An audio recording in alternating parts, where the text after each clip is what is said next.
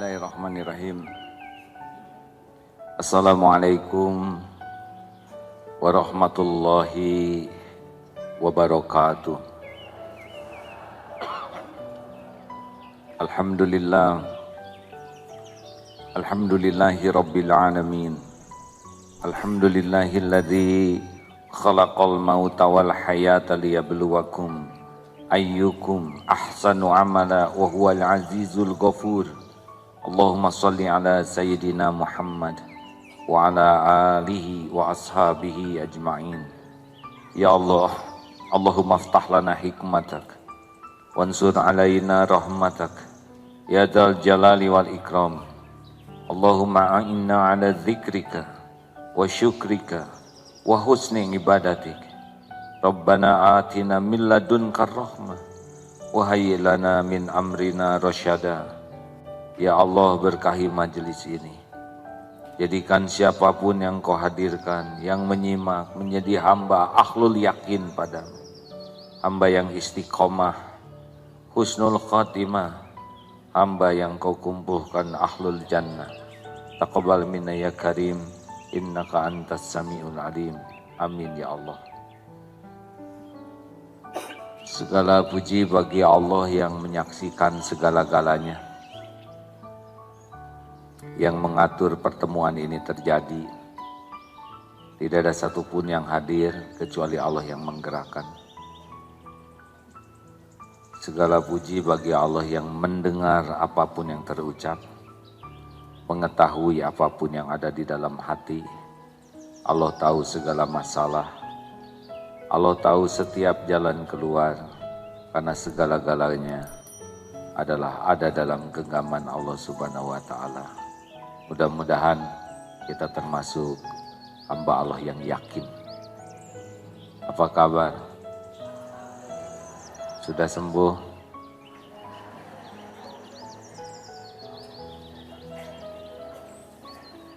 Terima kasih bagi yang mendoakan. Saya dengar banyak yang mendoakan. Tidak ada perbuatan Allah yang kebetulan. Tidak ada perbuatan Allah yang sia-sia. Sehat, sakit, sama. Dua-duanya terjadi dengan izin Allah.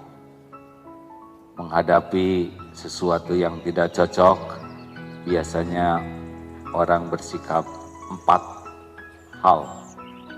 1, marah.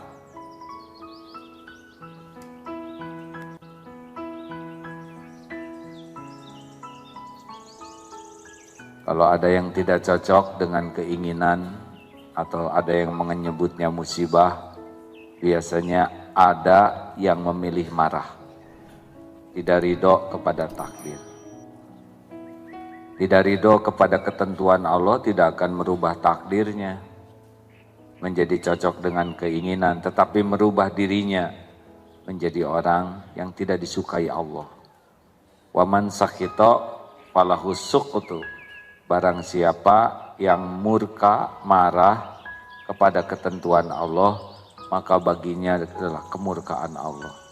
Kalau Allah sudah tidak suka, berarti yang pertama dicabut adalah ketenangan di hati. Tidak dapat pahala, malah akan jadi dosa.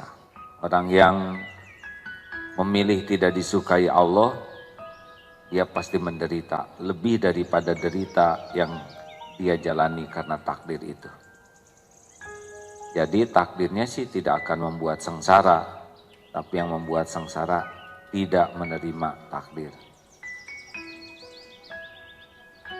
Orang yang marah cirinya adalah tidak mau terjadi kepahitan itu. Yang dia mau adalah apa yang dia suka saja. Padahal yang menentukan adalah yang memiliki. Siapa? Allah. Naik dari sana ada lagi tingkatan namanya sabar. Kalau yang sabar itu adalah yang menahan dan mencegah diri dari perbuatan, perkataan, sikap yang tidak disukai Allah. Ditakdirkan sakit, dia tidak suka kepada sakitnya, tapi dia tidak komplain, dia tidak mengeluh, dia tidak melakukan sesuatu yang tidak disukai Allah. Berat sakitnya. Cirinya apa? Kalau disuruh milih, dia akan milih sehat. Tapi ini derajat sudah sangat bagus. Innallaha ma'as-sabirin. Bahkan disebutkan lagi wabashiri sabirin. Berikan kabar gembira bagi orang yang sabar. Jadi ini derajat yang dicintai oleh Allah. Cuma dia masih milih. Ada lagi yang ketiga. Kalau ditimpa kepahitan, ini kelompok ridho. Kalau orang seperti ini dia tidak milih. Mau sehat, mangga, sakit, monggo. Dilapangkan, alhamdulillah, disempitkan, pokoknya senang aja. Karena tahu apapun yang Allah takdirkan pasti baik. Allah maha baik, selalu baik. Tidak pernah sekejap pun berbuat buruk. Maka sehat, alhamdulillah, senang. Ditakdirkan sakit, ya senang juga. Terima, ridho. Faman rodiya falahur ridho. Barang siapa yang ridho kepada takdir Allah, Allah ridho kepadanya. Ciri orang yang diridhoi Allah diantaranya adalah tenang. Hatinya tuh nyaman saja, nggak tertekan. Masalah banyak, ujian numpuk, tapi hati adem saja. Ini tidak ada yang bisa mengademkan hati selain pemilik hati. Siapa? Allah Subhanahu wa taala, muqallibal qulub. Yang keempat adalah yang syukur. Ini mungkin dibahas tadi oleh Ustadz ya. Kalau ini mah ditimpa sakit itu syukur, bukan ngarep-ngarep. Kalau sabar milih enggak, kalau ridho sama saja. Kalau syukur milih itu. Karena pasti di balik sakit ini ada nikmat. Sakit itu penggugur dosa. Sakit itu mendatangkan pahala melimpah. Sakit itu doa menjadi mustajab. Sakit itu zikrullah. Dengan sakit jadi banyak ingat Allah. Sakit itu zikrul maut. Dengan sakit lebih banyak ingat kepada maut. Sakit itu adalah silaturahim. Dengan sakit banyak silaturahim. Benar? Sakit itu adalah sedekah kepada rumah sakit, apotek, laboratorium, toko obat. Sakit adalah ilmu. Dengan sakit kita bisa belajar banyak. Dari dokter, dari ahli obat, dari ahli bekam. Banyak ilmu yang ditambah karena sakit. Benar? Sakit kita bisa tahu orang-orang yang berbuat baik ke kita. Yang silaturahim, yang mendoakan, yang ngirim makanan. Sakit, kalau disikapi, itulah yang mendatangkan beragam karunia dari Allah Subhanahu wa Ta'ala. Alhamdulillah. Saya bersyukur diberikan sakit kemarin karena tahu banyak yang sayang ya. Sampai di Palestina ada ngirim foto. Cepat sembuh, kan di sana ada masjid yang Allah bangun, tapi namanya Darut Tauhid. Ada kampung Darut Tauhid di jalur Gaza. Di Suriah ada ngirim foto, Agim cepat sembuh, bawa kudanya ke sini.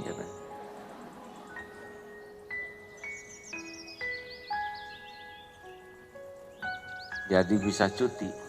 Saya belum pernah nyobain cuti sebulan. Tapi dengan sakit yang undang-undang langsung harus istirahat. Biasanya maksa. Karena dia tidak mau ketempuhan. Lagi ceramah di sana saya kelengar, mereka tidak mau ya. Dan tidak tega. Alhamdulillah. Baru pertama kali kemarin nyobain pergi ke luar negeri tanpa tugas. Harus ceramah sana ceramah sini. Alhamdulillah. Banyak hikmah. Dan yang paling penting, sakit itu adalah kesempatan emas untuk tafakur. Karena kata-kata itu baru akan bermakna kalau ada titik dan koma. Kalau tidak ada titik dan koma, kita akan juga tidak menikmati kata-kata apapun karena akan jadi mual yang harusnya kata-katanya bagus. Capek lagi hadirin. Nah, titik dan koma ini, tafakur ini, kadang dengan tahajud, dengan sholat, itikaf, 1 tahun sekali itikaf 10 hari, itu adalah saat kita mengevaluasi semuanya. Tapi kalau itu belum mempan, ya sakitlah di antaranya. Sakit adalah tafakur.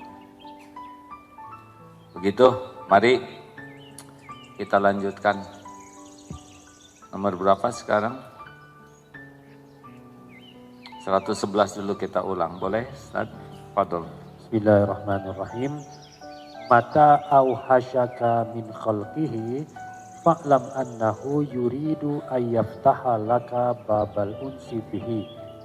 Apabila Allah telah menjemukan engkau dari makhluk, maka ketahuilah bahwa Allah akan membukakan untukmu perasaan jinak dan senang kepada Allah.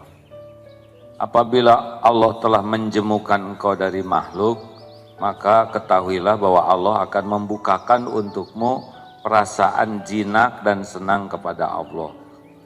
Jadi gini, sepanjang hati kita masih terpaut kepada makhluk, sehingga kita harap dan takut ke makhluk, itu hijab untuk bisa jinak hati kita kepada Allah. Makanya kalau hati-hati nih, kalau dalam rumah tangga cintanya berlebihan sehingga saling membutuhkan satu sama lain, berlebihan, ini waspada ini. Kita akan lebih jinak dengan pasangan daripada jinak hati ini ke Allah.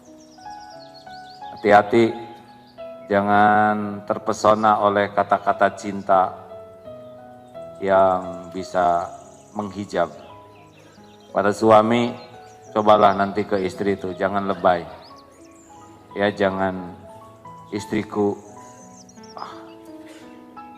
engkau bagiku. Yang susah, saya jarang ngerayu. Paling bicara gini, istriku, saya ini cuman makhluk ciptaan Allah. Sekarang hidup, nanti sore mati, gampang bagi Allah.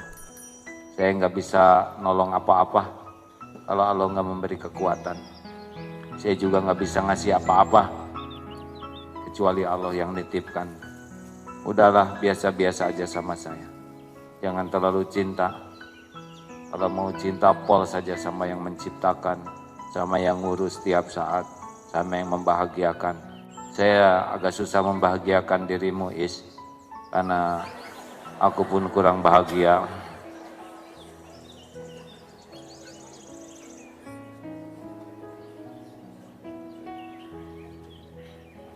Kalau ada suami ngomong gini, jangan lebay, Bu, itu omongan yang benar. Istri juga harusnya biasa aja. Ya, ini punten ya, saya mah nggak berharap tuh istri-istri saya gimana gitu ke saya, enggak. Kalau udah berharap banyak cenderung jadi lebay ya, jadi banyak tersinggung, jadi nggak enak. Ya sama lah, jangan berharap ke atasan. Nah makanya kalau nanti atasan dibikin enek ke kita, suami dibikin mual, istri juga jengkel. Mertua tempat sandaran juga enek ke kita teh. Kesana enek-enek, jadi kita tuh kayak nggak punya teman. Nah itu posisi bagus tuh. Yang membuat ngadunya teh ke Allah. Ada ibu curhat, maaf saya juga lagi banyak masalah Pak. Jadi ibu teh nelpon sana, nelpon sini nggak diangkat. Ke sana, Bu, dibanding masalah saya, peningan saya. Jadi ibu teh udah kemana-mana teh udah ketutup, itu barokah tuh Bu. Kesana sini udah biasanya, aduh ini keren, awet muda, tiba-tiba ketemu, kenapa jadi cepet keriput, jadi enek ketemu sih. Ketemu ini yang biasanya bahagia, bawa tas baru, oh tas keren, pas ketemu lagi, nyicil lagi. Jadi yang tadinya mau gaya teh jadi nggak nafsu. Ah itu barokah tuh. Ketika kita merasa, apa sih saya cari pujian orang bikin kecewa, Apa sih saya cari cinta orang bikin terluka?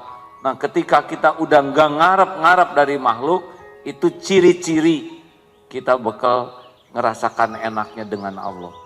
Tapi kalau ke atasan ini, ke temen nyangkut, pengen dipuji oleh majelis ini, pengen dikagumi oleh itu, hati itu nyandar saja. Udah, pasti sering keluar rumah, gak betah di rumah karena cari yang muji. Punten dulu udah dibahas ya, orang yang suka sekali penilaian makhluk gak akan betah di rumah. Kenapa? Karena dia akan cari tempat yang memuji dia. Nah di rumah kan gak ada yang muji, sebab anaknya tahu modal ibunya. Jadi dia keluar terus.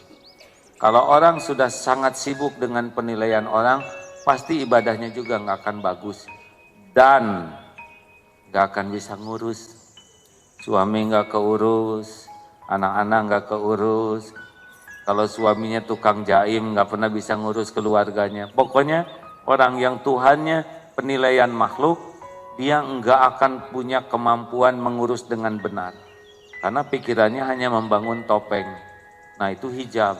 Makanya kalau orang udah nggak menghargai, nggak muji, nggak apa ke kita, itu pintu. Karena jadi kita nggak berharap. Jelas hadirin. Ini teh nggak disukai ceramah ini oleh nafsu. Sebab nafsu mah pengennya kita dipuji orang terus. Ya udah.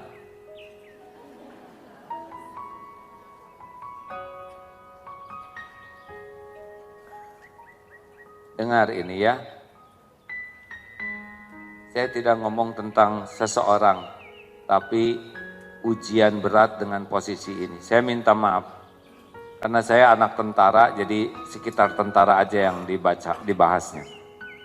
Tidak identik yang dikatakan ini semua mirip. Betapa beratnya kalau kita sudah dihargai orang. Misal seorang komandan, ya misal. Kan itu mau tidak mau semua menghormat bawahannya. Karena digaji, ya.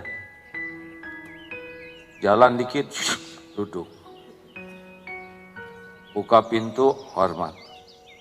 Akibatnya tidak sedikit orang yang jadi tidak tahu siapa dirinya. Disangkanya tuh dirinya tuh itulah terhormat karena banyak yang menghormati. Benar?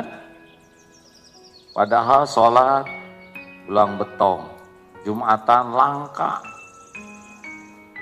Ngaji, Iqra, jilidnya aja nggak naik-naik Pak. Di kantor belum tentu yang dibawa ke rumah barang halal. Mungkin ada hak-hak yang lain yang dibawa. Sudah punya istri, boleh jadi kalau nggak nahan diri berzina. Tapi di kantor dia hormat. Dan dia tetap merasa terhormat. Nggak sadar bahwa dirinya tuh nggak ibadah, nggak ngerti agama, yang ngambil, ya zina. Wah enggak, tetap aja dia bertahan dengan topengnya itu. Dan tetap merasa terhormat. Sampai tua, ada yang sampai pensiun tetap kekeh. Merasa dia tuh terhormat. Padahal di sisi manusia aja udah diberhentiin karena pensiun. Di sisi Allah mah jelas sekali keburukannya. Ada lagi yang lebih buruk. Istrinya daftar enggak ya, jadi tentara, testing enggak, diterima belum tentu, di kantor perang enggak, tapi gayanya lebih tuh dari suaminya. Jadi suaminya yang punya topeng, istrinya yang lebih. Dan nanti jemput saya di sana. Galak. Seakan-akan dia tuh sudah keburu hebat. Padahal sama, Iqra baru mau beli jilidnya ya. Betulan hadirin, kalau tidak hati-hati pangkat suami itu bisa ngerusak istrinya jadi hilang. Bahwa dia tuh seorang ibu rumah tangga biasa yang tidak lulus seleksi, yang tidak daftar, yang tidak ngantor. Tapi udah ngangkat oleh topeng suami. Kebayang enggak betapa orang kehilangan kejujuran dirinya karena topeng suami. Ada lagi yang lebih ngaco, anak ini. Di sekolahnya rajin bolos, nilainya jeblok, ya enggak? Kelakuannya jelek, tapi karena bapaknya punya topeng, langsung dia kayak topeng dia aja. keajudan bapaknya galak, di kantornya nyuruh seenak, padahal dia nggak ada apa-apanya sama sekali. Ya, ini bahayanya kalau orang hidupnya memuja topeng. Sama, bukan hanya pangkat, jabatan, komandan, tapi gelar anggota dewan yang terhormat bisa tuh. Karena dia anggota dewan, jadi beda ya. Cara bicaranya juga jadi lebih tenang. Apa kabar Agim? Semoga Allah mengampuni. Dulu saya punya teman, aduh semoga Allah mengampuni peromongan saya ini ya. Sebelumnya biasa, sangat biasa. Tapi tiba-tiba ketemu jadi beda. Agim, apakah? Baik. Ini teh kenapa? Tidak, memang. Asa barareda ini. Rupanya udah jadi anggota dewan ya. Alhamdulillah kemarin jadi lagi yang lama ya. Karena udah selesai anggota dewannya. Jadi normal lagi. Apa kabar Sehat? Kalau waktu jadi anggota, apa kabar Agi? Bagaimana keadaan pesantren? Ya alhamdulillah banyak yang sudah 30 juz, tingkatkan aja terus ya. Udah 40 juz. Enggak sih, enggak ngomong gitu. Astagfirullahaladzim. Topeng bisa merusak. Makanya kalau suatu saat topeng dicopot oleh Allah itu barokah. Kebongkar kekurangan kita, kesalahan kita disita, kekurangan ini, kekurangan itu. Jadi kita nggak punya tempat sembunyi, bagus. Nanti sembunyinya di sisi Allah aja. Ya silakan 112 ya. Mata atlaqa lisanaka bit-talab fa'lam annahu yuridu ayyuqtiyaka. Apabila Allah telah melepaskan lidahmu untuk meminta, maka ketahuilah bahwa Allah akan memberi kepadamu. Jadi, gini, orang yang paling beruntung adalah orang yang menginginkan apa yang akan Allah berikan. Enak tidak? Bakal ketemu tuh. Yang paling apes adalah yang menginginkan yang tidak ada takdirnya. Nggak akan ketemu tuh seumur-umur. Pengen jadi presiden, padahal takdirnya nggak ada. Bisa stres tuh Pak. Makanya saya anjurkan bapak-bapak jangan mau jadi calon presiden. Kenapa? Oh, ibu ini tegang akan ada yang milih. Jangan gitu atuh Bu.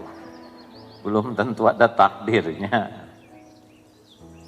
Jangan ambisius kepada jabatan, mah. Ambisius untuk mensyukuri apa yang ada. Nanti ketemu dengan yang enggak ada. Tapi Allah yang ngatur. Sama doa juga. Yang paling enak adalah orang oleh Allah diilhamkan ingin sesuatu, kemudian dia doa. Nah, kan jadi terkabul, benar? Dan ketika ketemu tuh syukurnya luar biasa. Beda dengan yang dikasih tanpa doa, benar? Ada yang ngasih, ya alhamdulillah ada, tapi kalau ya Allah tolong, saya perlu kendaraan, tolong ya Allah. Tiba-tiba datang, tuh saya kebanyakan kendaraan, tolong belilah kendaraan saya. Oh bukan yang ini ya.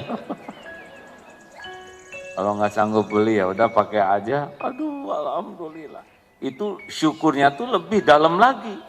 Bayangkan dia doa dan diijabah, padahal Allah yang mengilhamkan doa dan Allah mau ngasih itu.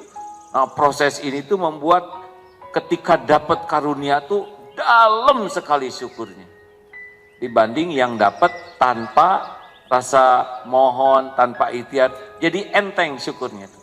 Berapa banyak yang dikasih 10.000 dan syukurnya tuh luar biasa. Dibanding dengan yang dapat 100 juta, tapi biasanya harusnya saya tuh 120 juta, ini cuma 100 gitu. 100 juta tuh Pak.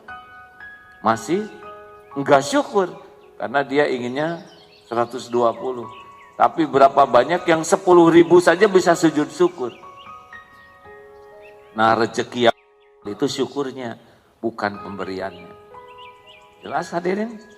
Jadi kalau dikasih mah semua dikasih oleh Allah, uang, makanan. Tapi yang membuat nikmat itu adalah syukurnya. Ini minum banyak yang minum tiap hari dikasih semuanya.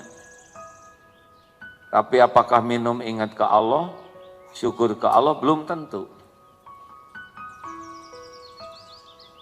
Duduk, udah jarang syukur-syukur. Alhamdulillah ya Allah, pantat saya masih normal. Kadang-kadang oleh Allah harus dikasih bisul dulu di sini.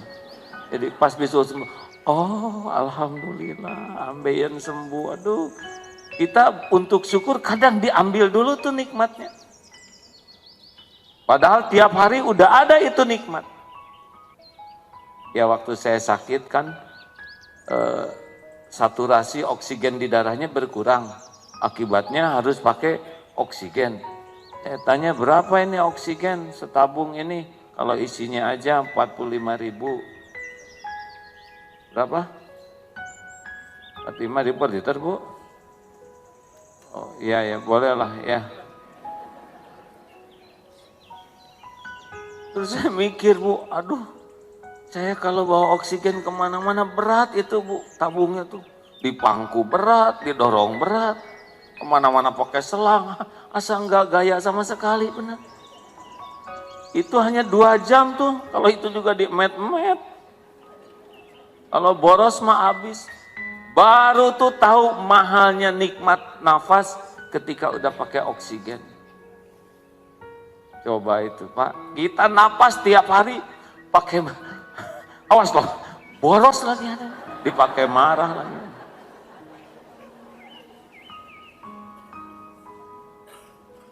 Jadi nikmat itu datang dari syukur. Air ini baru ujian, belum jadi nikmat asli nih. Jadi nikmat asli kalau kita minumnya pakai basmalah, selesainya hamdalah sambil kita syukuri kehadiran ini dengan ingat ke Allah. Ini air lebih nikmat dan jadi amal soleh. Kasih minum banyak, kasih uang banyak, kasih mobil banyak, tapi belum tentu dikasih syukur. Nah, orang yang bakal nikmat itu adalah yang ketika mau dikasih itu oleh Allah diberi jalan dia minta. Minta anak sembuh, lalu disembuhkan tuh nikmatnya luar biasa ke Allah tuh ya. Dibanding dengan yang anak sembuh tanpa doa. Benar nggak Bu? Ya, suatu saat umroh takdirnya dengan anak nggak ada. Dicari ke sana sini nggak ketemu. Terus sholat aja di depan multajam, minta ampun dan minta tolong. Terus ketemu anak, nikmat sekali itu. Benar-benar yakin ini Allah yang menggerakkan. Kan yang mahalnya dari ketemu anak itu adalah, ini adalah pertolongan Allah. Karena banyak yang diberi sesuatu tapi nggak nyambung bahwa ini karunia Allah. Benar? Nah yang mahalnya itu adalah jadi ingat ini tuh dari Allah. Makanya syukurnya jadi luar biasa. Masya Allah. Nah makanya kalau Allah sudah melepaskan lidahmu untuk meminta, nah, ketahuilah bahwa Allah akan memberi kepadamu. Karena diilhamkannya bisa doa juga oleh Allah. Cukup hadirin. Udah kata dokter jangan banyak bicara. Ayo kita tukar pikiran. Ada yang mau menambahkan atau doa silakan, atau tanya silakan.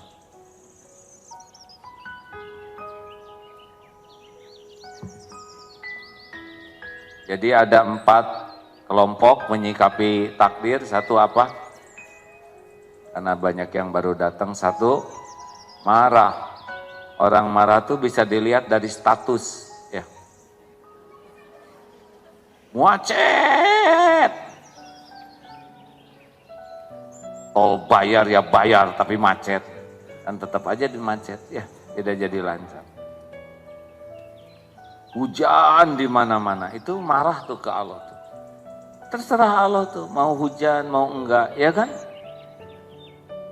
Kemarin takdir ke Australia ke sana lagi musim dingin, beneran dinginnya tuh hadirin. Sampai nggak tahu harus bagaimana.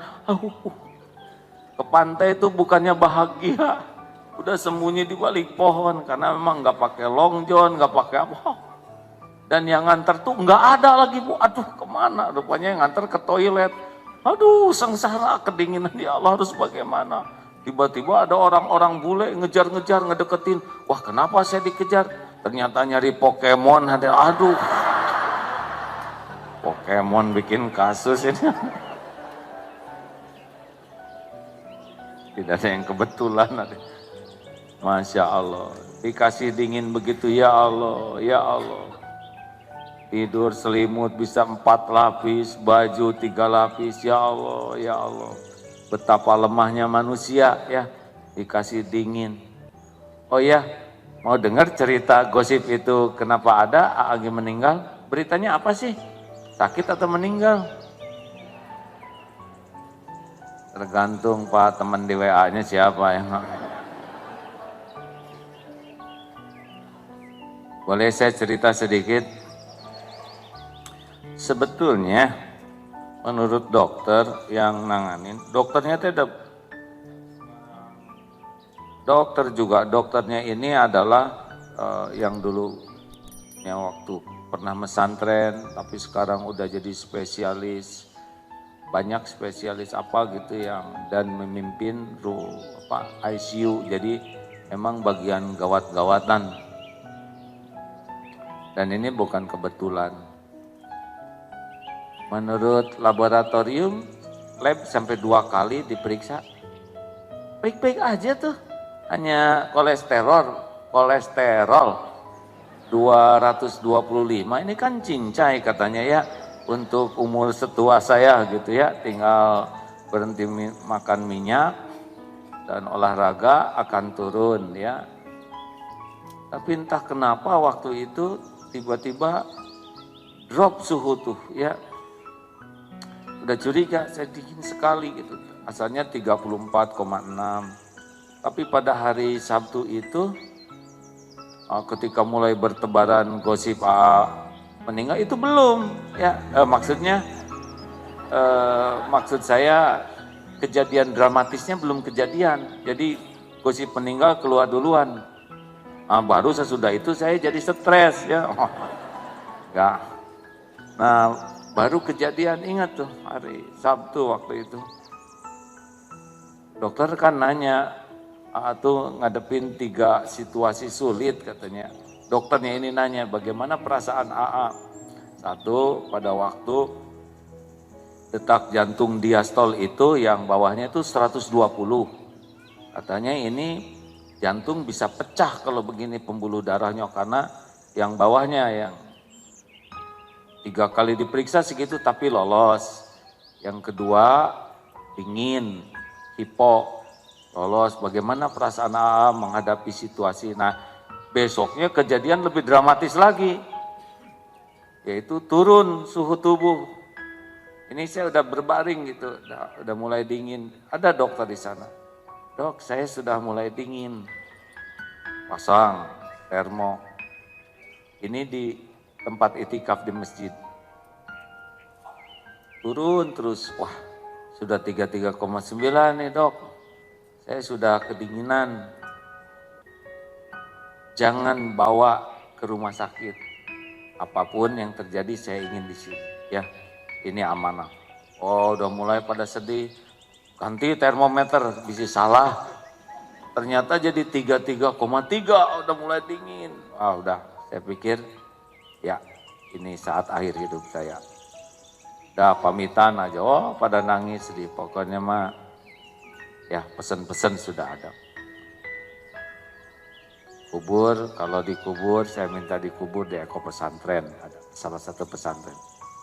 Jangan dibangun apapun di atasnya, biar tanah aja terus kayak gitu.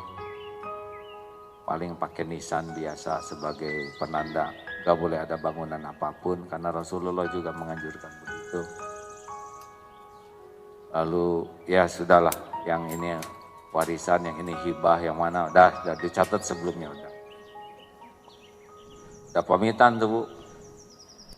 Turun lagi terus turun. Wah saya pikir, saya juga rada mikir ya. Nanti saya dijemputnya dari daerah mana ke pintu. Saya ke pintu juga lihat. Malaikat maut dari sana kepikiran itu ya. Tapi udah dingin gitu. Akhirnya sudah menjelang 32 sekian tuh saya merasa ini udah hampir akhir ini.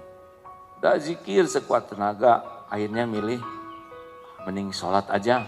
Akhirnya sholatlah sambil duduk sana di mihrab. Wah mungkin itulah sholat terbaik ya. Karena saya merasa udah nggak akan ada lagi sholat sesudah itu. Tuh. Nangis aja. Sambil sholat tuh asalnya mah itu sholat yang paling nikmat selama hidup tuh ya. Selesai Fatihah, rukunya juga dilama-lamain. Apalagi pas sujud, ada harapan gitu ya. Udah dicabutnya lagi sujud aja, jadi saya lama-lamain. Tapi kelamaan ya lebih pilih. Sujud, aduh. Alhamdulillah 2 rakaat lolos Pak. Oh langsung kasih minum air panas segala oleh dokter tuh udah diakalin gitu supaya badan saya naik suhunya.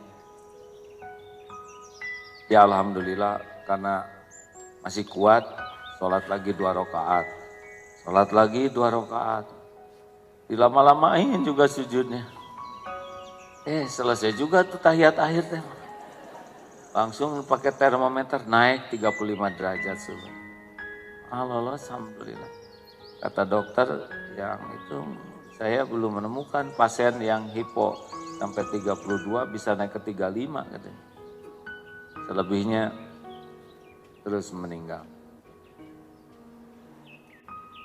Jadi ini babak kedua dalam hidup ya. Sesudah itu mah rasanya mati itu asa deket aja gitu. Jadi kalau mau tidur juga belum tentu saya besok bangun. Ya lebih dekat lah melihat kematian tuh menjadi lebih dekat. Efeknya gak mau menyia-siakan. Juga ke dunia tuh makin gak ada apa-apanya lah. Ya, kalau udah meninggal mah gak akan pernah dibawa apapun. Benar? Penyesalan paling dalam itu saya lihat sebuah gambar tuh. Kalau pas pulang ke atas tapi tasnya tuh bawahnya bolong jadi gak bawa apa-apa. Karena habis oleh dosa-dosa dia.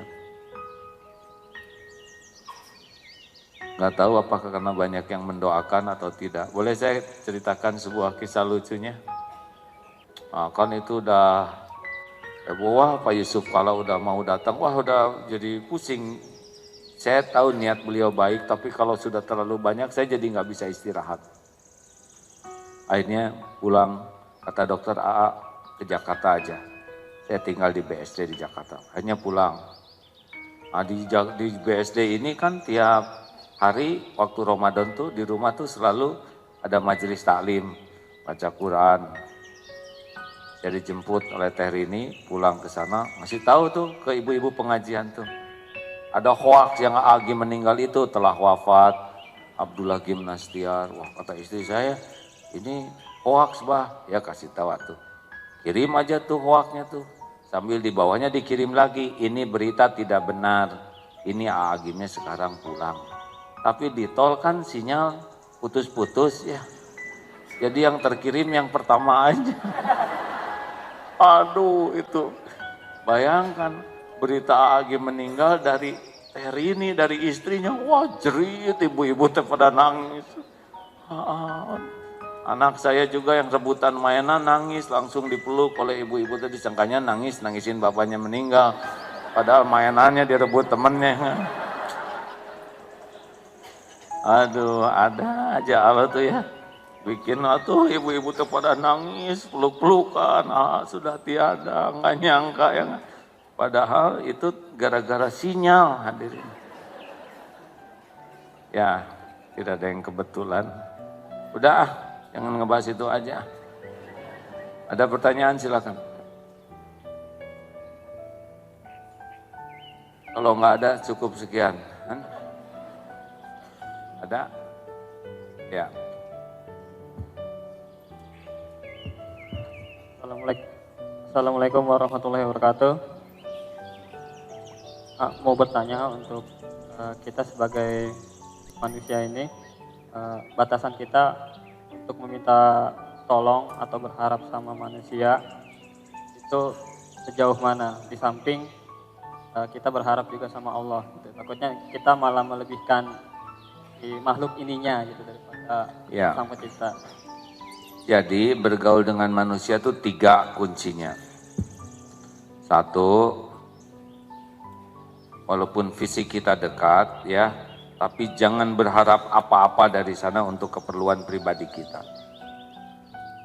Jadi kalaupun mau minta tolong itu cuman mulut aja. Kalau hati yakin Allah yang menggerakkan. Nah kalau mulut dengan hati udah bersandar ke makhluk pasti gelisah.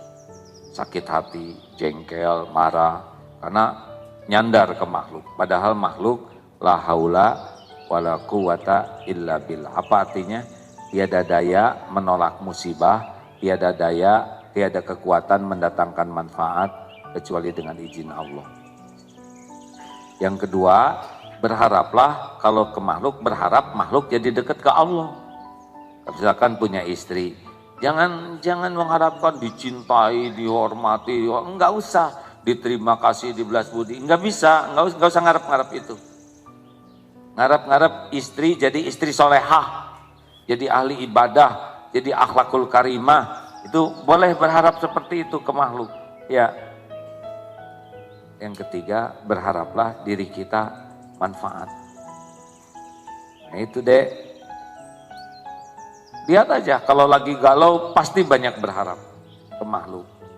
Gimana kalau kita berharap ke makhluk? Pasti ada harapan. Tapi setiap harap ke makhluk, langsung nyantel ke Allah yang menguasai makhluk. Karena siapapun yang kita harapkan, enggak bisa memberi manfaat tanpa izin Allah. Enggak bisa.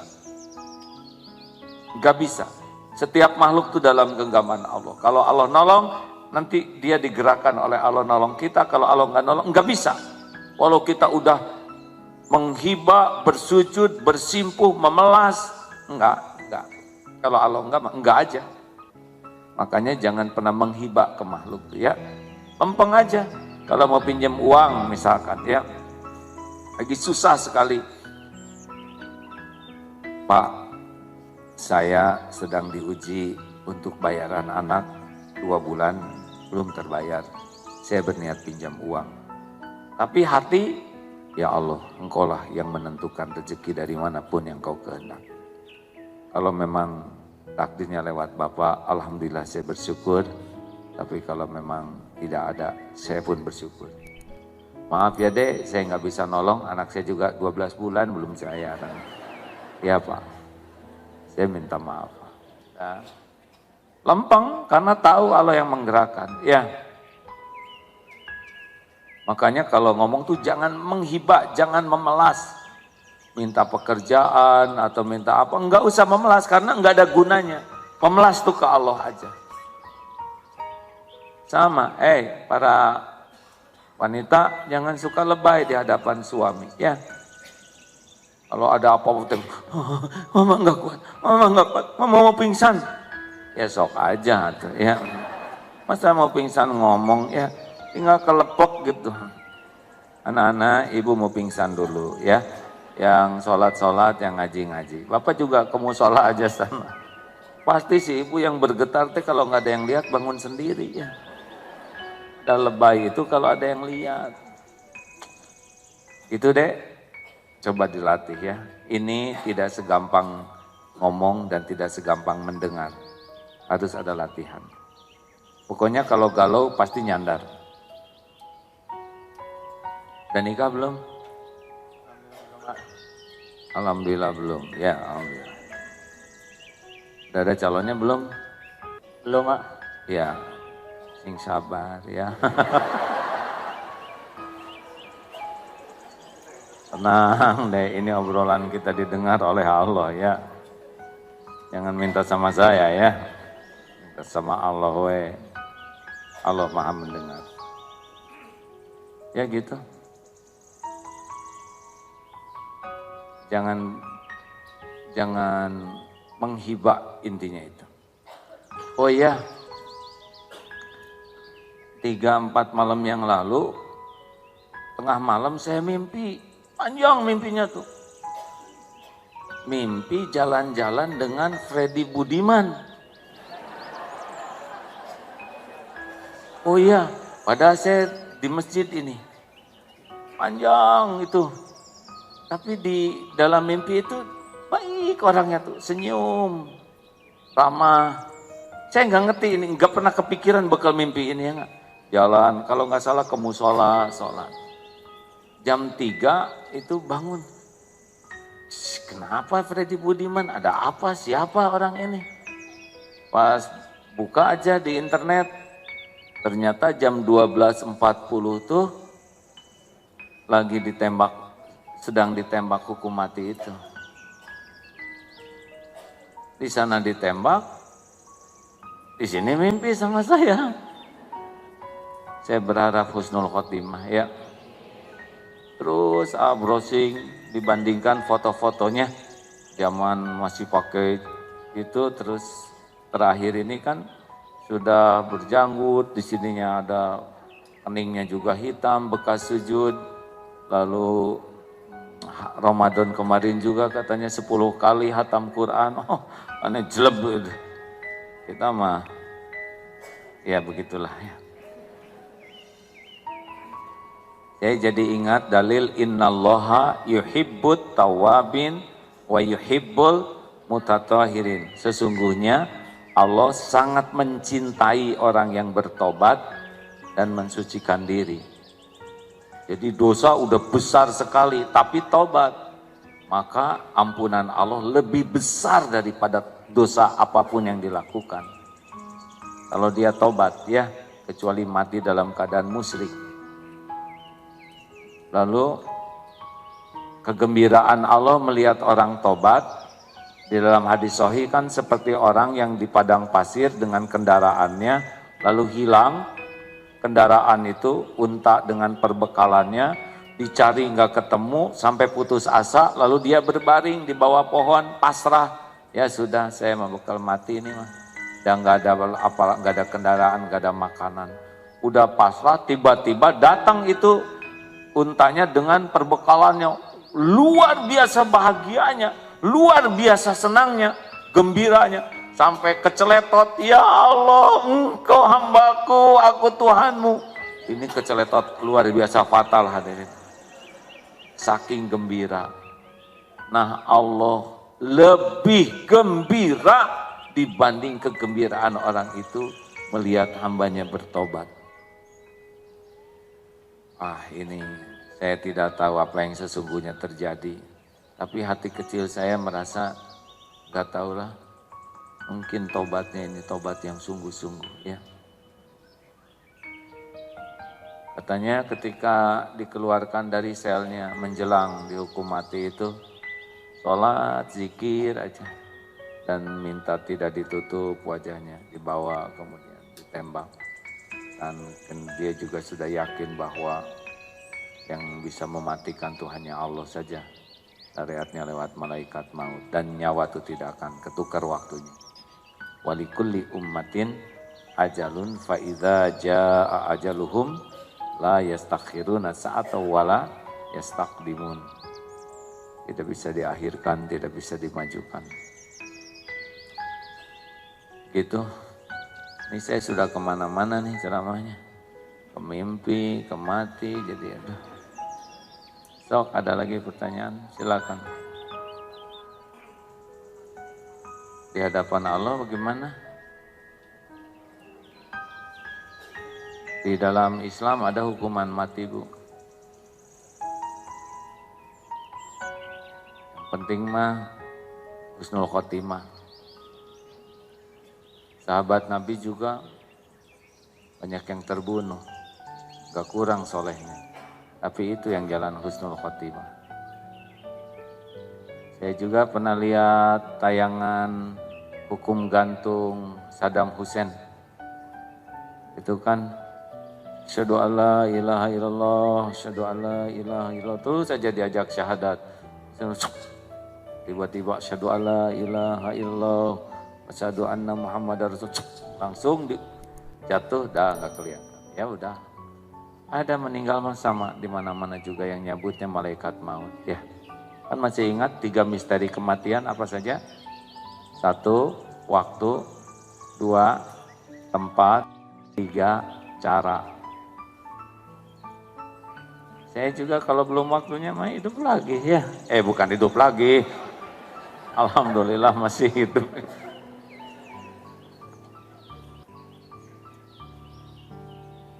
Ya Bu.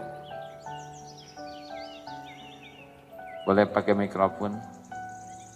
Supaya terdengar. Ada petugas. Iya.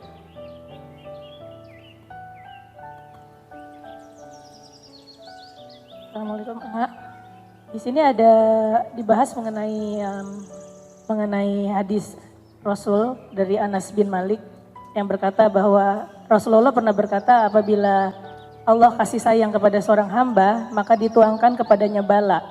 Maka bila ia berdoa Allah memang sengaja maksudnya jangan dikabulkan dulu karena Allah sangat mencintai pada saat hambanya itu berdoa dan mengibah kepada Allah gitu. Menurut AA kayaknya malah kalau baca gini kayaknya kalau disayang Allah kok jadi malah ngeri ya, kok kayaknya malah diperlama gitu loh. Maksudnya apakah hikmah dibalik daripada hadis ini untuk ini, kita Bu, meneladaninya? baik. Yang namanya menderita tuh bukan dari balanya Bu, dari enggak nerimanya. Kalau nerima mah enggak berat Bu, apalagi kalau bersyukur, benar? Nih. Di pesantren ada namanya, udah sering ceritakan Mas Punto. Kemarin jam 3:3 pas di masjid lihat keluar dari toilet. Punto itu matanya buta, gak lihat, dan kakinya lumpuh. Jadi jalannya pakai tangan digesek. Baru keluar dari tempat wudhu.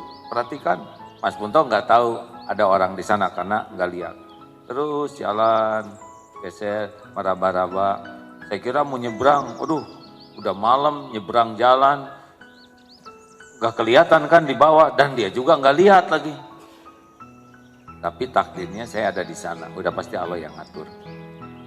Mas, assalamualaikum, mau kemana? Oh, mau ke masjid. Oh, udah bisa, saya sudah hafal, diraba-raba terus naik. Itu kalau ditanya, Mas berat enggak sih? Udah enggak lihat, lumpuh. Oh, ini sebaik-baik kejadian, Ini adalah yang terbaik dari Allah untuk saya. Sekarang saya apa yang kurang? Saya bisa mesantren, saya bisa dekat dengan kan di masjid bareng. Bisa tiap hari dapat ilmu. Jadi gimana? Oh, semua ini sudah karunia. Apa yang paling sulit dalam hidup Mas Puro? Saya tuh sulit kalau saya enggak syukur. Jadi saya bersyukur. Saya enggak tahu kalau mata saya bisa lihat. Mungkin hati saya yang buta. Kalau kaki saya tidak lumpuh, mungkin iman saya yang lumpuh. Alhamdulillah. Ini adalah karunia terbaik dari Allah untuk saya. Coba tuh. Kita yang melihatnya menderita, ya beliau mah enggak. Jadi kalau mendengar, ya Allah kok belum dilapangkan, hatinya mah udah lapang Bu. Karena kalau Allah suka itu ciri khasnya hatinya dibuat tenang. Waladzi anzala sakinah. Kita kan menderita tapi bukan kurang-kurang uang amat ya. Halo. Ini wajah-wajah ini kan, maaf ya jangan tersinggung ya. Ini kan wajah-wajah itulah ya. Tuh. Kita mah masalah dikit neken. Suami manyun neken ya. Makan kepedesan ngambek. Bibi gimana ini udah disuruh padahal makanan penuh nggak enak. Naik mobil, suara apa tuh? Keret. Ini kan mobil baru, 2 miliar kenapa bunyi begini? Stres terus tuh. Lihat tas, ini tas baru kegores siapa nih? Ada jarum pentul di sini, ngambek jarum pentul. Capek hidup tuh, ya. Perkara-perkara remeh, cetek, habis tuh Pak. Waktu untuk bahagia, untuk hal-hal yang sangat sepele, yang gak ada apa-apanya. Coba, padahal badan sehat, fitness tiap hari. tapi di sininya sakit. Itu Bu. Jadi kalau ini belum dikabulkan gak apa-apa, dan dia pasti bahagia. Ya, udahan. Apa mau nanya? Sedekat gini masih nanya. Harusnya udah dekat, udah hafal. Ya silakan. Assalamualaikum warahmatullahi wabarakatuh. Yang pertama seperti hadis daripada Rasulullah SAW bersabda, Alhamdulillah saya mengikuti tausiah dari Agim sudah lebih dari 15 tahun. Berapa tahun? 15 tahun. Ya, Alhamdulillah. pertama kali Agim ngasih Dari zaman Agim itu? di Al-Azhar dulu, Alhamdulillah. Alhamdulillah kita bertemu juga di Amerika dulu waktu Agim ngasih tausiah di Tablik Akbar di Imam Center. Oh, Mungkin lupa. Jadi sekedar berterima kasih buat tausiah dan bimbingannya, Alhamdulillah. Alhamdulillah. Sekarang sudah ngasih khutbah di Amerika juga, Alhamdulillah. Jadi, Apa hikmahnya 15 tahun dengerin terus? membersihkan hati yang paling mengena buat saya. Membersihkan hati itu, seperti ya bilang juga, tidak ada rezeki yang paling hebat kecuali semakin yakin. Dan untuk berubah, yang paling syarat yang pertama yaitu seperti Agim selalu bilang, harus selalu yakin. Saya ada pertanyaan, kemarin kebetulan ada pertanyaan juga dari teman yang menanyakan waktu ketika umroh, kebetulan ibu ini dia dapat halangan sehingga tidak masuk ke dalam Masjidil Haram. Pertanyaan saya supaya singkatnya aja, bagaimana cara yang paling efektif untuk membedakan bahwa ini nikmat daripada Allah Subhanahu wa taala sehingga kita semakin yakin, atau mungkin ini adalah teguran daripada Allah Subhanahu wa taala sehingga kita harus banyak berbenah diri. Itu aja. Mohon maaf kalau ada kekurangan. Jazakallahu khair. Assalamualaikum warahmatullahi wabarakatuh. Salam. Jadi yang pertanyaannya tuh yang mana yang berhalangan, Ibu? Ada ibu berhalangan bagian apa itu? Ya bisa saya aja lah ya. Pokoknya berhalangan itu adalah Allah yang menghendaki. Udah jauh-jauh umroh, ternyata di sana dari 9 hari itu 7 hari bagian berhalangannya. Gak bisa apa-apa kecuali tawaf sa'inya sesudah. Udah pasti baik. Kalau ridho boleh jadi pahalanya lebih bagus daripada yang bergerak tapi kurang syukur, kurang sabar. Harus yakin episode ini udah diatur Allah. Mungkin ke depan akan diundang lagi gitu. Lalu bagaimana kalau ada kepahitan? Wama asobaka min sayiatin famin nafsik. Pokoknya kalau ada yang gak enak, yang pahit menimpa kita, itu famin nafsik, itu karena dosa kita. Begitu aja. Jadi bawaannya tobat.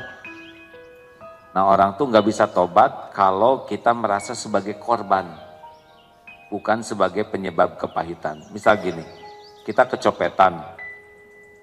Saya itu korban kecopetan. Nah itu jarang ingat tuh ke Allah. Tapi ya Allah, dosa apa yang saya lakukan membuat saya ditakdirkan kecopetan. Si copet udah jelas salah. Tapi itu urusan dia. Tapi kenanya kita kecopetan, dosa apa? Jangan-jangan saya, itu. Masih ingat cerita Ramadan yang mobil ketimpa pagar? Masih ingat? Ibu ceritakan Bu. Gak boleh bohong. Nanya sama ibu. Jadi begini, udah niat nih bahwa selama Ramadan tiap hari harus sedekah sekian. Udah diniatkan. Dan sengaja ditabung supaya bisa sedekah tiap hari begitu. Tapi hari itu udah ada terlintas di hati, ini belum sedekah. Tapi ada aja alasan, jadi ditunda sampai sore. Akhirnya pulanglah ke rumah, hujan lebat, pas pintu pagar dibuka, brak, itu pagar besi itu nimpa kap mobil. Makanya mobil baru ya. Sabar atau syukur?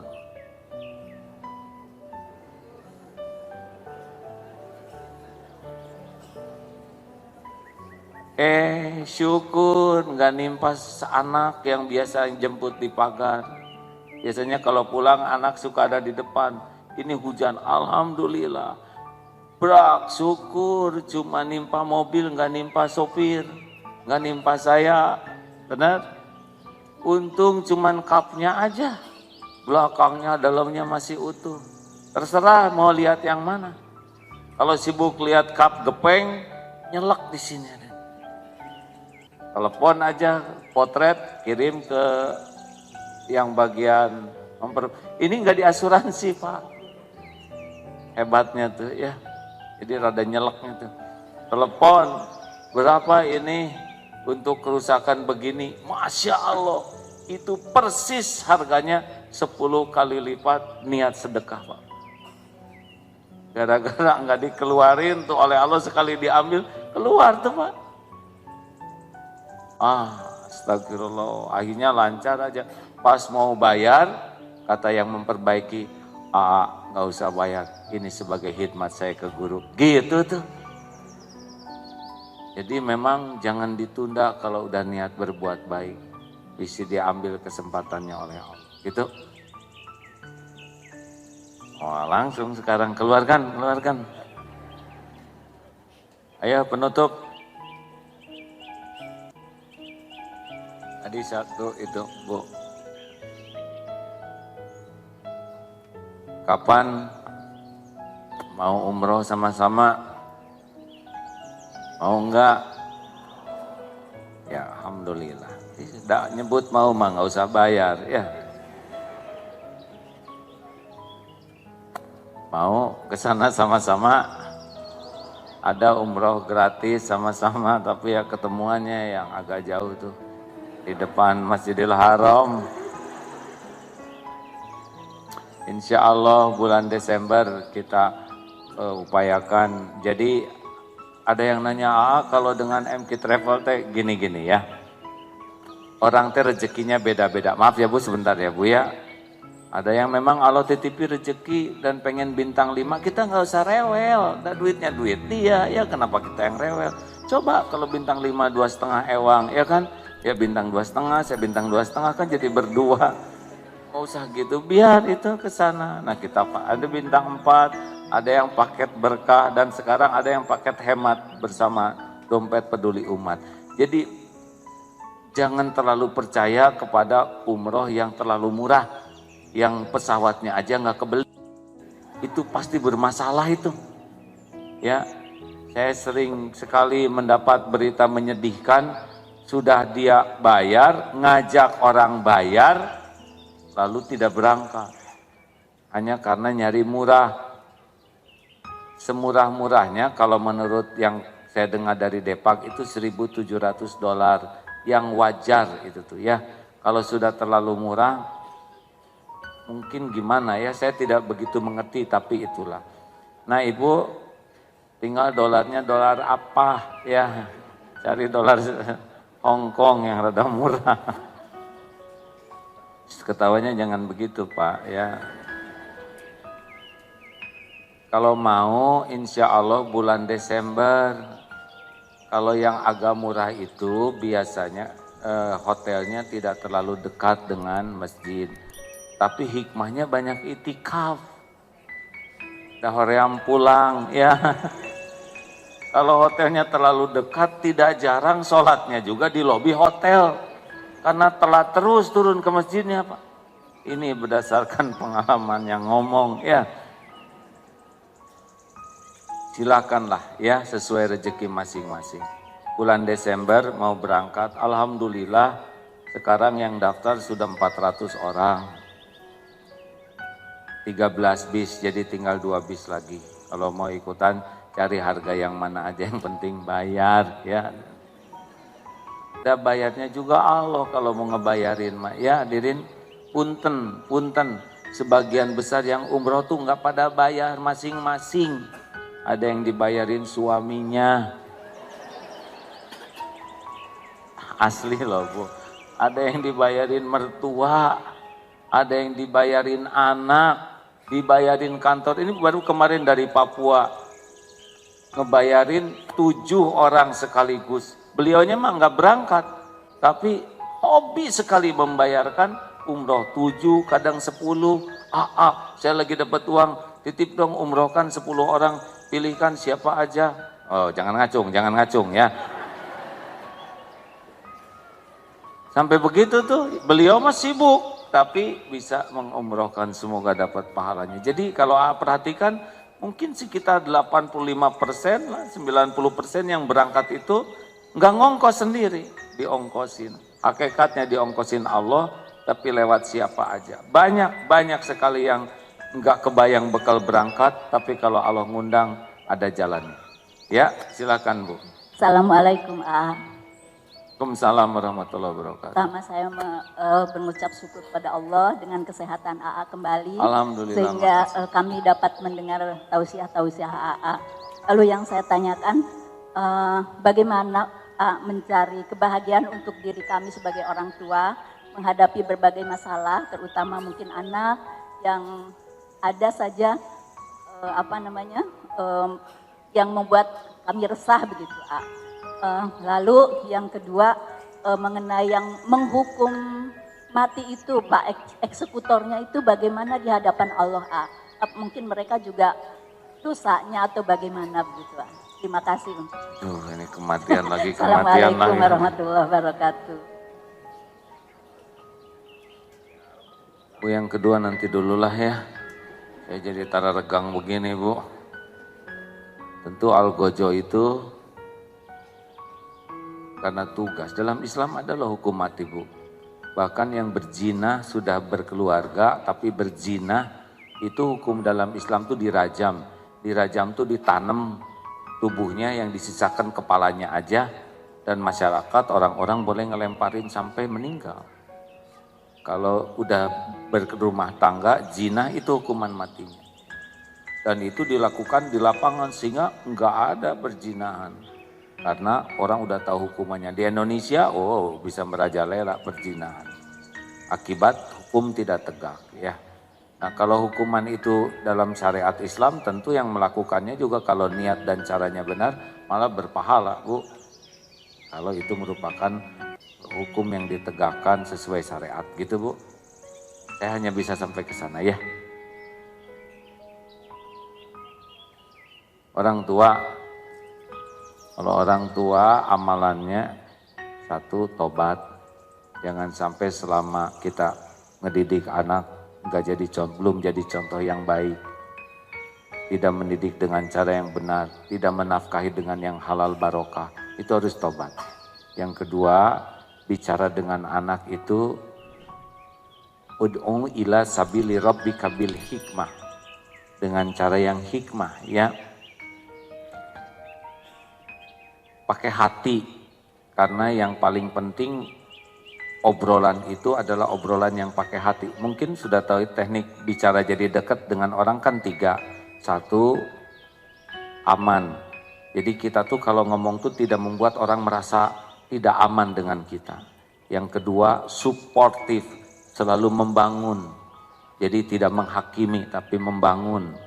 Yang lupa jadi ingat, yang lalai jadi semangat, yang tergelincir jadi bangkit. Jadi perkataan kita membuat orang bangun. Yang ketiga, terbuka. Kitanya juga harus mau menerima masukan dari anak. Kalau kita udah merasa paling benar, nggak nyambung tuh dengan anak. Cirinya anak merasa aman dengan orang tua adalah mau curhat.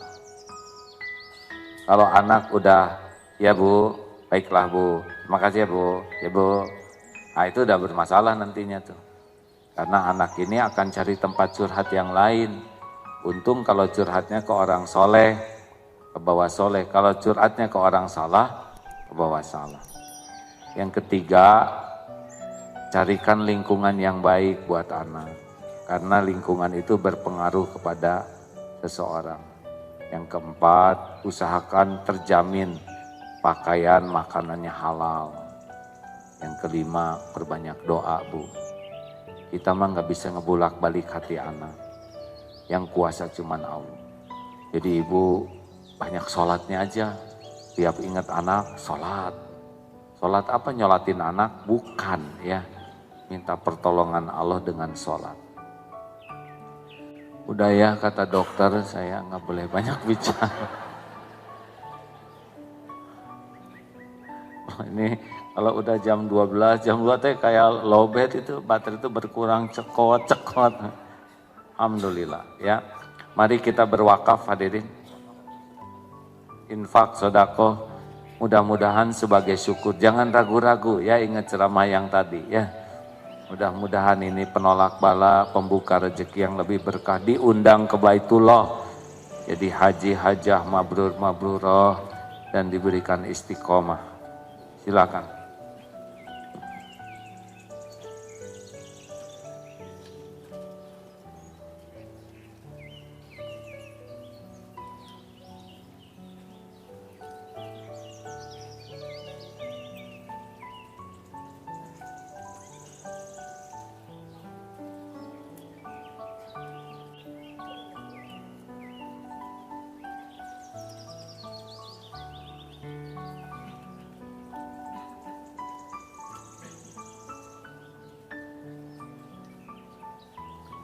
Alhamdulillah.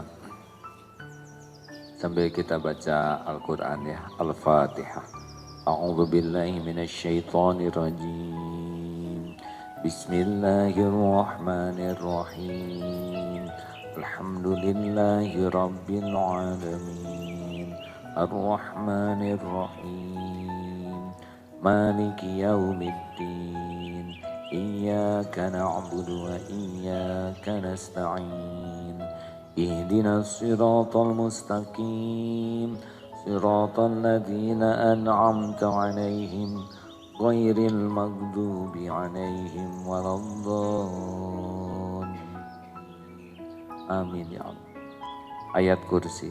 Allahu la ilaha illa huwal hayyul qayyum la ta'khudhuhu sinatun wa la nawm lahu ma fis samawati wa ma fil ard man dzalladzi yashfa'u 'indahu illa bi'idhnihi ya'lamu ma baina aydihim wa ma khalfahum wa la yuhituna bi syai'in min 'ilmihi illa bima syaa' wasi'a kursiyyuhu as-samawati wal ard ولا يؤوده حفظهما وهو العلي العظيم بسم الله الرحمن الرحيم قل هو الله أحد الله الصمد لم يلد ولم يولد ولم يكن له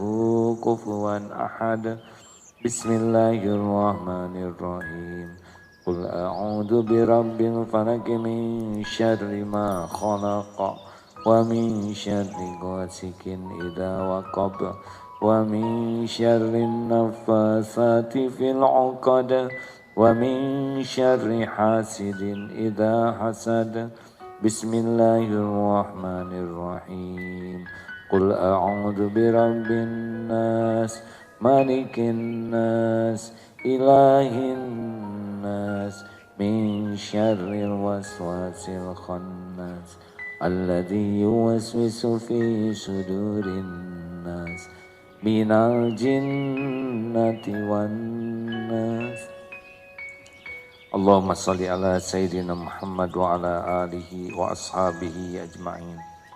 Alhamdulillah ya Allah, ya Hayyu ya Qayyum birahmatika nastaghits. Ya Arhamar Rahimin, irhamna ya Allah. Wahai Allah yang Maha menatap, berkahi majlis ini. Wahai Allah yang Maha Pengampun, ampuni semua dosa kami ya Allah. Ampuni sebanyak apapun dosa dan maksiat yang kami perbuat sepanjang hidup ini. Ampuni ya Allah dosa yang sembunyi-sembunyi, dosa yang terang-terangan. Ampuni dosa yang berulang-ulang ya Allah. Ampuni maksiat yang berulang-ulang kami lakukan, padahal kami tahu itu dosa. Allahumma ja'alna minat tawabin waj'alna minal mutatahirin waj'alna min ibadikal salihin. Ya Allah, ampuni, hapuskan sekelam apapun masa lalu kami, sehitam apapun hidup yang pernah kami jalani. Ya Allah, ampuni dosa kami kepada orang tua. Allahumma gfir lana wali walidina warhamhum kama rabbawna shighara. Berkahi sisa umur orang tua kami, ya Allah. Ampuni semua dosanya, jadikan akhir hayatnya husnul khotimah. Lapangkan kubur orang tua kami, ya Allah. Ringankan hisabnya. Ya Allah, golongkan kami jadi anak yang tahu balas budi. Rabbana hab lana min azwajina wa dhurriyyatina qurrata a'yun waj'alna lil muttaqina imama. Wahai Allah, karuniakan kepada kami keluarga yang penuh barokah, rumah tangga sakinah, karuniakan pendamping yang Engkau ridhoi, ya Allah. Karuniakan kepada kami keluarga yang penuh ketaatan padamu. Cukupi keluarga kami hanya dengan rezeki yang halal, ya Allah, yang barokah. Jauhkan dari yang haram, yang subhat. Titipkan keturunan yang soleh, soleha. Muliakan akhlak anak-anak yang Kau amanahkan, ya Allah. Indahkan akhlaknya, beningkan hatinya. Lindungi dari kedurhakaan, lindungi dari aib, lindungi dari kejahatan makhluk-Mu. Ya Allah, berikan kepada kami sisa umur yang penuh berkah. Allahumma inna nas'aluka taubatan nasuha wa taubatan qoblal maut. Ya Allah, taubatan qoblal maut wa rahmatan indal maut wa maghfiratan ba'dal maut. Allahumma hawin alaina fi zakaratil maut wan nazata minan nar wal afwa indal hisab. Allahumma inna nas'aluka husnal khatimah wa na'udzubika min su'il khatimah. Ya Allah, jadikan saat ini saat mustajab. Kabulkan siapapun yang Kau dengar bermunajat, ya Allah. Taqabbal minna ya karim, innaka antas sami'ul alim. Doalah hadirin, amin, amin. Doalah masing-masing. Allah Maha mendengar, Maha dekat. Amin, ya Allah. Amin, ya Allah. Doa hadirin, doa bisa menjadi jalan berubahnya takdir.